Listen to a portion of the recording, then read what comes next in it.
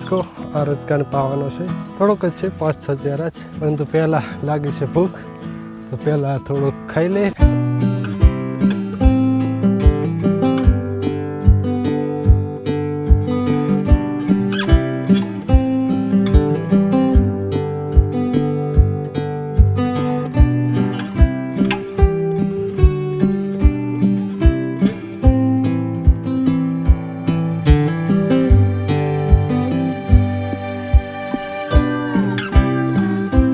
આ રહ્યા તે ટોટા. આ ટોટા ત્યાંથી કરીને અહીંયા રચકા સુધી પાથરવાના છે.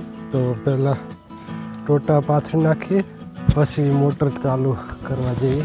તો 2 ટોટા અહીંયા પડ્યા છે, અરે અહીંયાથી ત્યાં લાગી જશે, અને 2 ટોટા ત્યાં પડ્યા છે.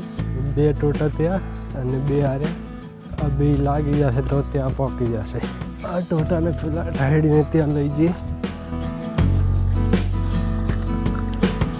આ કનેક્શન અહીંથી ખોલી તેમાં આ રેવાક્યું ભરાઈ દઈએ.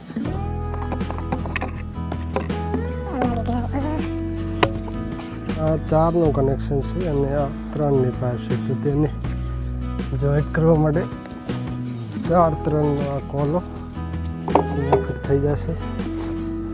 તેમાં આ પાઇપ આમ ફિટ થઈ જશે. આ 2 પાઇપો ત્યાંથી અહીંયા સુધી લાગી જશે.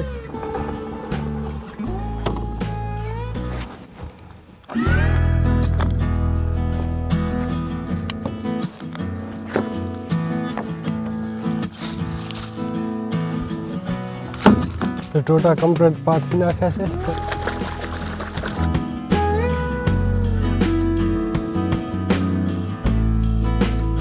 તો અહીંયા એક ધાણા અને મેથીનો ચેરો છે, પહેલાં તે પાઈ નાખીએ. આ સાઈડ ડુંગળી છે, ડુંગળીના પણ 2 ચેરા છે, અને ચેરો ધાણા છે અડધામાં, અને અડધામાં મેથી. તમે જોઈ શકો છો ફરીઓ મેથીમાં આવી ગઈ છે, એટલે મેથી હવે પાકી ગઈ છે.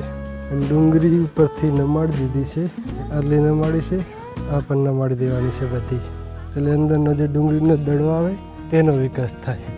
તમે જોઈ શકો છો ડુંગળીના દડા બેહવાનું ચાલુ થઈ જશે.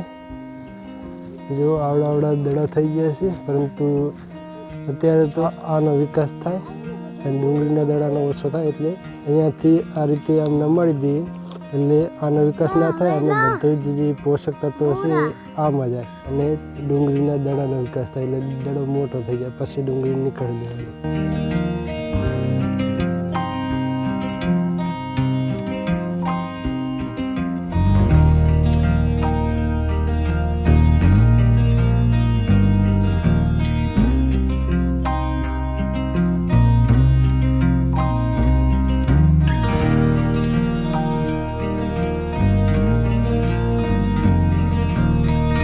અહીંયા 2 લસણના ચેરા છે, અને આ સાઈડ છે 2 બટાકાના ચેરા. તો બટાકા હવે આવી ગયા છે લગભગ. બટાકા 3 થી 4 દિવસ પછી ઉખડી લેવાના છે. આ વર્ષે ટ્રાય માટે જ ખાલી 2 ચેરા લસણ, ડુંગળી અને બટાકા કર્યા છે. આવતી સિઝને જો આ વખતે સારું રિઝલ્ટ આવ્યું, અને આ જમીનમાં થાય છે કે નહીં, કેમ કે જો અમારી બાજુ તો આ લસણ, ડુંગળી, લસણની ખેતી એટલી નહીં થતી, પરંતુ જો આ વખતે આ 2 ચેરા કર્યા છે, એમાં આપણે જોઈશું કે કેવું રિઝલ્ટ આવે છે. તો આવતી વખતે આવતી સિઝને આપણે થોડુંક વધારે લસણ, ડુંગળી અને બટાકા કરવાનો પ્લાન છે. તો જોઈએ આ વખતે કેવું રિઝલ્ટ આવે છે, અંદરથી કેવા બટાકા પોસાય છે અને ડુંગળી ને લસણ. તો જો સારી ક્વોલિટીમાં હશે, સારા બટાકા ડુંગળીનું ઉત્પાદન રહેશે, તો આવતી વખતે આપણે થોડાક વધારે જમીનમાં ડુંગળી અને બટાકા કરવાનો પ્લાન છે. તો બટાકા તો 3 થી 4 દિવસ પછી કાઢીને ચેક થઈ જશે કે બટાકામાં કેવી ક્વોલિટી છે અને એ કેટલા આ 2 ચેરામાંથી કેટલા નીકળે છે. તો તમને બતાવું, બટાકા દેખાવમાં તો સારા દેખાઈ રહ્યા છે. તો અહીંયા તમે જોઈ શકો છો, અહીંયા આ છોડ તમને ખોદીને ચેક કરો તો તમે જોઈ શકો છો આ બટાકા અત્યારે દેખાવમાં સારું લાગી રહ્યા છે, સાઈઝ પણ સારી છે. તમે જોઈ શકો છો આવડા બટાકા અંદર બેઠા છે. બટાકાનું રિઝલ્ટ તો સારું છે, કેમ કે બટાકા પારા બનાવી પારામાંથી કરવાના હોય, પણ મેં તો ટ્રાય માટે ખાલી ચેરો બનાવીને જ અંદર બટાકા વાયા હતા, પરંતુ જ્યારે વધારે બટાકા કરવાના થશે ત્યારે તેને પ્રોપર એની જાણકારી લઈને આપણે બટાકા વાવશું. તો આવતી વખતે થોડાક વધારે પ્રમાણમાં બટાકા કરશું. અને લસણ થોડા દિવસ હજી ઊભું રહેશે, કેમ કે લસણનો હજી ટાઈમ નથી આવ્યો. લસણ પણ 15થી 20 દિવસ પછી આવી જશે, અને ડુંગળી પણ. તો ત્યારે ડુંગળી અને લસણનું કેવું રિઝલ્ટ છે એ પણ આપણે ચેક કરી લઈશું.